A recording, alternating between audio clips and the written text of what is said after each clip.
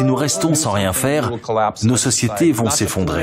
Pas seulement aux États-Unis, mais au Mexique, en Russie, en Chine, en Europe.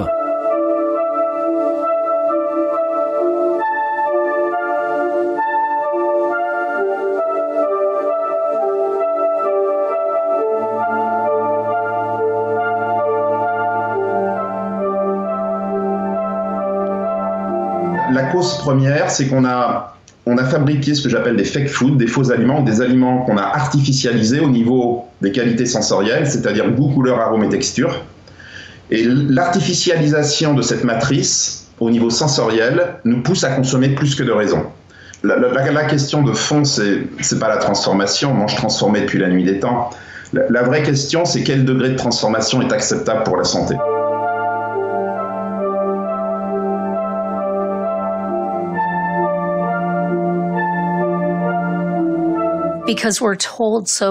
Parce qu'on nous répète tout le temps, si vous voulez maigrir, faites du sport, suivez un régime. Et si vous faites ça, vous y arriverez. Il y a aussi ce qu'on appelle les déserts alimentaires. Alors là, les industriels ne sont pas forcément responsables, mais c'est par exemple, dans certains endroits, les snacks qui sont proposés, c'est que des distributeurs de produits ultra transformés. Ça peut être la restauration collective, où là, on n'a pas trop le choix. Des fois, 50% de l'offre est ultra transformée à midi. Donc là, c'est difficile de faire autrement. Et puis, vous avez des zones urbaines, d'où le rôle des architectes, qui fait qu'on peut se promener pour faire ses achats pendant plusieurs kilomètres sans trouver d'offres de produits frais.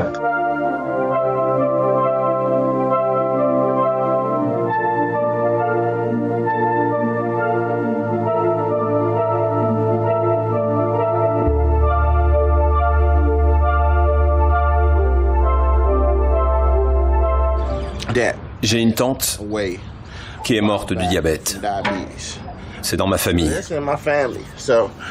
On lui a coupé un orteil, et puis le pied, et pour finir toute la jambe.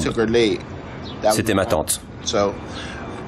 Quand on parle de diabète, la plupart des gens pensent à des amputations et des piqûres.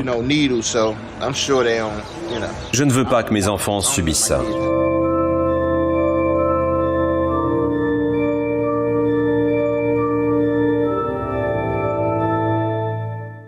L'obésité, d'abord, il faut bien comprendre, c'est une maladie chronique non transmissible, au contraire des maladies infectieuses qui se transmettent comme avec les virus. Il y a de plus en plus d'obèses parce qu'on vit dans des environnements de plus en plus obésogéniques.